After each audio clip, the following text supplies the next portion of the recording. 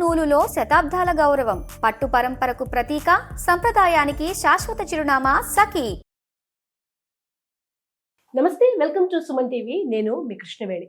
అక్షయ తృతీయ ఈ మాట వినగానే ఫస్ట్ అందరూ చేసే పని బంగారం కొనాలి అని. సరే, ఒకప్పుడు అంటే బంగారం కొందామన్నా అప్పు చేసైనా కొనేంత కాస్త రేట్ అటు ఇటుగా ఉండేది. ఇప్పుడు 1,50,000కి పైగా ఉన్న బంగారం ఒక మధ్యతరగతి వ్యక్తి 1 గ్రాము కొనాలన్నా 8,000 తీసుకుని వెళ్లాల్సిన పరిస్థితి. ఈ వేలంబెర్రిగా చెప్తున్న అనేక మంది విషయాలు విని అసలు కొనుక్కుంటే ఏదో జరిగిపోతుందేమో, మాకు అసలు ఎప్పటికీ డబ్బులు రావేమో అన్న భయాలు. ఇవాళకి ఈ ఎపిసోడ్తో ఆ భయాలన్నిటికీ చెక్ పెట్టాలని నిర్ణయించుకుంది సుమన్ టీవీ.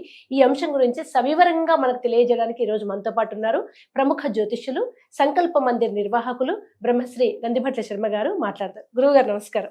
వాగర్థ వివ సంపృక్తౌ వాగర్థ ప్రతిపత్తయే జగతః పితరౌ వందే పార్వతీ పరమేశ్వరౌ. ఆదిత్యాయ చ సోమాయ మంగళాయ బుధాయ చ గురు శుక్ర శనిభ్యశ్చ రాహవే కేతవే నమః. శృంగేరి జగద్గురు పీఠాధిపతులకి, కంచి పీఠాధిపతులకి నమస్కారములు తెలియజేసుకుంటూ కార్యక్రమాన్ని ప్రారంభిద్దాం. గురువుగారు, అందరికీ ఉండే అనుమానం, ధనత్రయోదశి అక్షయ తృతీయ వచ్చిందంటే ఇంట్లో ఉన్న డబ్బులు పట్టుకెళ్ళి, కొందరైతే భర్తని తిట్టి అసలు ఇవాళ బంగారం కొనుక్కుంటే ఎలా అని ఈ విషయం మీద గొడవలు అవుతున్న ఇళ్ళు కూడా చూస్తున్నాను నేను. పాపం కొనలేని వాళ్ళు చాలా బాధలో, మేము బంగారం కొనలేకపోతున్నాం, మాకు మంచి జరగదేమో అని. ఇందులో ఎంతవరకు నిజం ఉంది? అసలు ఇది ఎక్కడ స్టార్ట్ అయింది ఇలా కొనాలనేది? ఇది మనం గమనించుకుంటేనమ్మా, బంగారము అనేటువంటిది కలిపురుషుడు ఉండేటువంటి స్థానాలలో ఒకటి.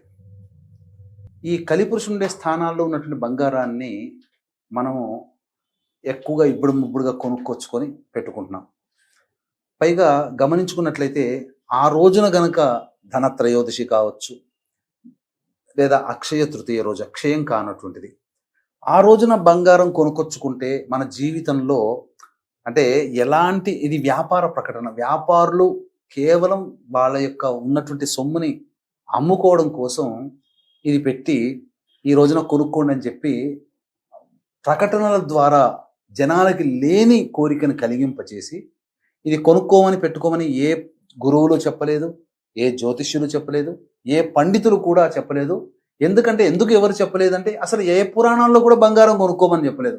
అంటే మీకు తెలిసినంతగా పంచపాండవులు కానీ, రామాయణంలో కానీ, ఎవరైనా కానీ, పురాణ పురుషులు ఎవరైనా కానీ బంగారం కొనుక్కొని వేసుకున్నారు, బంగారు ఆభరణాలు పలానా రోజు అంటే మనకంటే తెలియని పురాణాలు వాళ్ళకి తెలుసా? వాళ్ళకి తెలియవా? మనకే ఎక్కువగా తెలుసా? ఏ పాత్ర అయినా కానీ బంగారం కొనుక్కున్నట్టుగా ఉందా? అసలు సీతమ్మ వారు అడవిలో ఉన్నప్పుడు ఎన్నో అక్షయ తృతీయాలు వచ్చి ఉంటాయి కదా, అమ్మాయితే కొనుక్కోలేదు. అలాగే ఇవన్నీ కూడా వ్యాపారులు తమ ప్రకటన కోసం, ఎందుకంటే ఒక చిన్న 1/2 గ్రాము కాదు, 1/4 గ్రాము కొన్నా మళ్ళీ వచ్చే అక్షయ తృతీయో ధనత్రయోదశికో అది గుడ్లు పెట్టి కిలో బంగారం చేస్తుంది అని చెప్పి వ్యాపార ప్రకటనలు ఉండడం వల్ల మనిషికి ఉండే అత్యాశ, బంగారం అంటేనే ఆశ, ఆ ఆశకి జనాలు పాపం లోబడిపోయి డబ్బులున్నా లేకపోయినా మీరు అన్నట్టుగా అప్పులు చేసైనా తీసుకొచ్చుకొని కొనుక్కుంటున్నారు.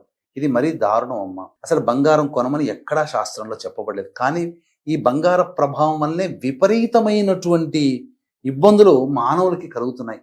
అసలు ఈ యొక్క అక్షయ తృతీయ రోజునైనా, ధనత్రయోదశి రోజునైనా, ఏదైనా పండుగ సందర్భంలో, పుణ్యప్రదమైనటువంటి సందర్భంలో దానము చేయమన్నారు. కాంచనం కర్మ విమోచనం. అంటే కాంచనం అంటే బంగారం, కర్మ విమోచనం అంటే ఈ యొక్క బంగారము తయారు కావడానికి ఎన్ని వేల టన్నుల భూమిలో ఆ రజన అనేది తొలగుతుంది. అలాగే బంగారం, 1 గ్రాము బంగారం తయారు చేయడానికి ఎంత మానవ శక్తి, అంటే ఎంతమంది మనుష్యులు కష్టపడితే ఆ బంగారం తయారవుతుంది.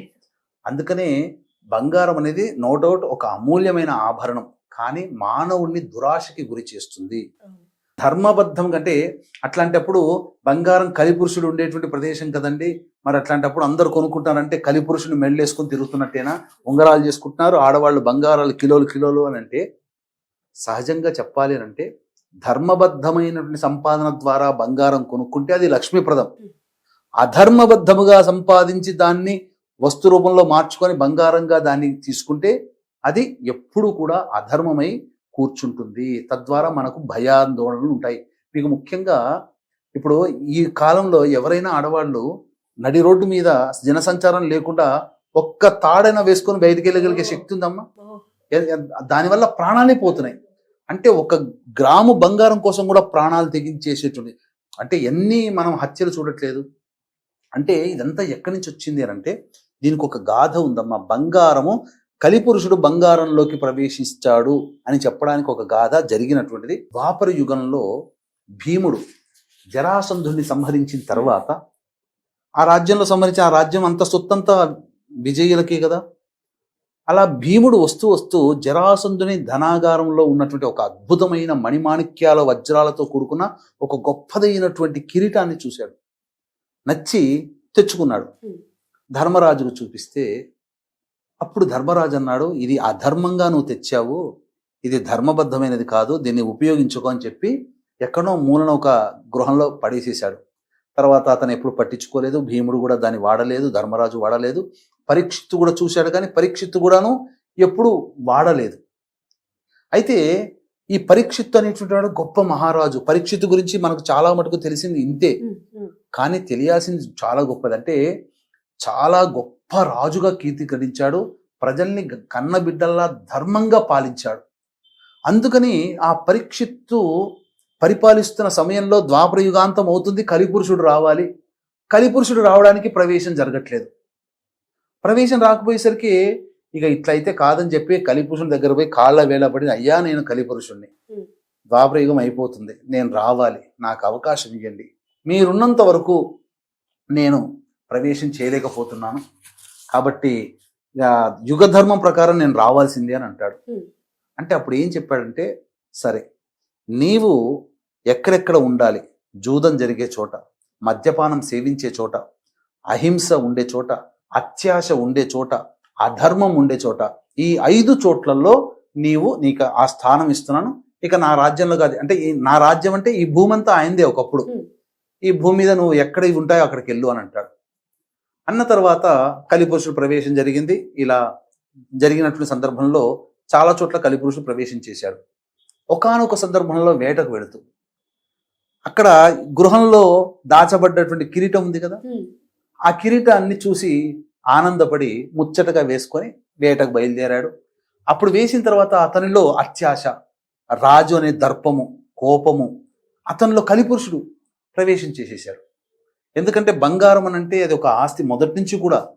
అందుకనే ప్రపంచమంతా కూడా ఇప్పుడు డబ్బుని పక్కకు పెట్టి బంగారం మీదనే ఎక్కువగా నిల్వలు కేటాయిస్తుంది, బంగారం మీదనే ట్రేడింగ్ జరుగుతుంది. ఇది ఇప్పటి నుంచి కాదు, బంగారం అనేది అమూల్యమైన వస్తువు, యుగ యుగాల నుంచి ఉంది. ఈ సందర్భంగా వేసుకొని ఉండడం, ఆ రాజనే గర్వం ఎక్కి ఉండడం వల్ల ఇక ఆ సంబంధించినటువంటి మునీశ్వరుడు తపస్సు చేసుకుంటే నీళ్ళు అడిగితే ఇవ్వకపోవడం, చనిపోయిన పామును తీసుకొచ్చి పెట్టడము, అతని కుమారుడు శృంగి రావడం, శాపం ఇవ్వడం, తక్షకుని చేతుల మరణం, ఇవన్నీ జరిగిపోయాయి. కాబట్టి బంగారము అనేటువంటిది ధరించడం వల్ల అతనికి ఒక అహంకారము, దర్పము ప్రవేశించింది. ఆ దారభ్యత, బంగారం అనేటువంటిది కూడా కలిపురుషుడి యొక్క స్థానాల్లో ఒకటిగా ఉంది. ధర్మబద్ధమైనటువంటి సంపాదనతో కొనుక్కుంటే తప్పులేదమ్మా, కానీ బంగారం అనేటువంటిది దానం చెయ్యాలి. అందుకనే మీకు ఇప్పటికీ కూడా గొప్పదైనటువంటి యాగములు రాజసూయ, వాజపేయ, పౌండ్రిక, సోమయాగములు ఇలాంటివి యాగాలు చేసినప్పుడు అక్కడ బంగారములు తులములుగా దానం చేసిన వాళ్ళని నేను చూశాను. వాజపేయి యాగం చేస్తుంటే బ్రాహ్మణులకు అందరికీ కూడా, వచ్చిన ఋత్వికులకు అందరికీ కూడా తులం బంగారం దానం చేశారు. ఇప్పటికీ ఋత్వులకు సహజంగా కొంతమంది సువర్ణ దానం ఇస్తూ ఉంటారు. దానం అంటే ఆ సువర్ణ దానం ఇవ్వడం వల్ల కర్మదోషం తొలగిపోతుంది. అందుకనే ఈ యొక్క అక్షయ తృతీయ రోజున దానం చేయమన్నారు. అందరికీ మీరు అన్నట్టు శక్తి ఉండదు. కాబట్టి ఈ సందర్భంగా మనకు బంగారంతో సమానమైనటువంటిది దానం. అంటే ఆ బంగారమైనది విలువైన లోహం కాబట్టి దానితో సమానమైనటువంటి విలువైనటువంటి వెండి లోహాన్ని కానీ దానం చేయవచ్చు. అలాగే ప్రధానంగా ఆ రోజున సంబంధించినటువంటిది ఆ పుణ్యాన్ని సంపాదించుకోవడం. ఇప్పుడు అక్షయ తృతీయ వస్తుందమ్మా, 20వ తారీఖు రోజున చేసుకోవాలి. చాలా మంది 19వ తారీఖు అంటున్నారు, కానీ 19వ తారీఖు కాదు, 20వ తారీఖు రోజునే చేసుకోవాలి. ఉదక కుంభదానం చెయ్యాలి ఆ రోజున.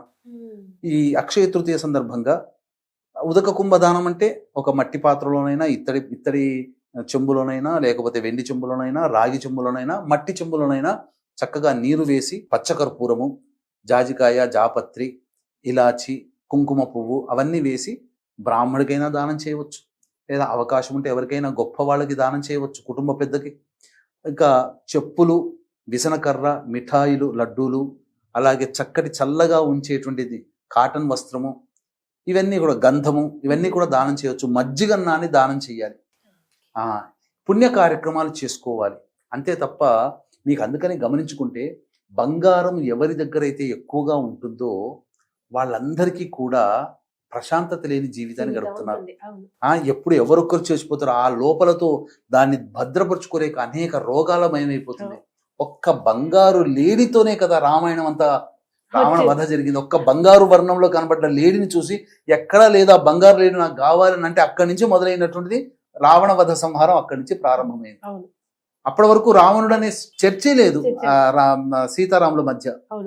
అప్పటి నుంచి ప్రారంభమైంది. అంటే బంగారం అనేటువంటి దానికి అంతటి విశిష్టత గొప్పతనం ఉంది. అలాగే బంగారంతో చేసుకున్నటువంటి శివలింగాన్ని అభిషేకం చేసిన గొప్ప పుణ్యప్రదం, బంగారంతో చేసిన విగ్రహాన్ని పూజించిన గొప్ప పుణ్యప్రదం.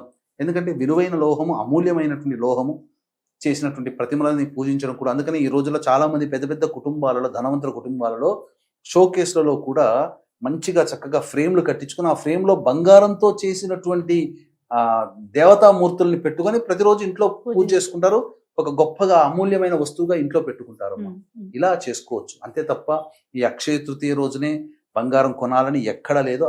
దయచేసి వీక్షించేటువంటి సుమన్ టీవీ ప్రేక్షకులు కూడా బంగారాన్ని కొనమని ఎక్కడా చెప్పలేదు. కావాలైతే బంగారాన్ని కొని దానం చేయమన్నారు, కానీ కొని తెచ్చి ఇంట్లో పెట్టుకోండి అని మాత్రం ఎక్కడా చెప్పలేదు. కాబట్టి ఇటువంటి విషయాన్ని అందరూ దృష్టిలో పెట్టుకోండి. అంతేకాకుండా ఈ యొక్క సంబంధించినటువంటి అక్షయ తృతీయ రోజున మన పీఠమాధురంలో దేవతానుగ్రహం కోసమై అరుణాచల క్షేత్రంలో సర్వదోష నివారణ పూజల హోమాలలో భాగంగా నవగ్రహ పాశుపత హోమము, మృత్యుంజయ హోమం, రుద్రహోమం, సుదర్శన హోమము, లక్ష్మీ మూలమంత్ర సంపుటిత లక్ష్మీ సూక్త హోమాన్ని జరిపించి శక్తిపాతం చేసినటువంటి కరుంగలి మాల ఉచితంగా ఇవ్వడం జరుగుతుంది. అవకాశం ఉన్న వాళ్ళు స్క్రీన్ పై కనిపిస్తున్నటువంటి నెంబర్కి కాంటాక్ట్ చేసి మీ గోత్రనామాదులు 19వ తారీఖు రాత్రి 9 గంటల లోపల నమోదు చేసుకోవచ్చు. చక్కగా వివరించారు గురువు గారు, ధన్యవాదాలు. సర్వం శ్రీ ఉమామహేశ్వర పరబ్రహ్మార్పణమస్తు.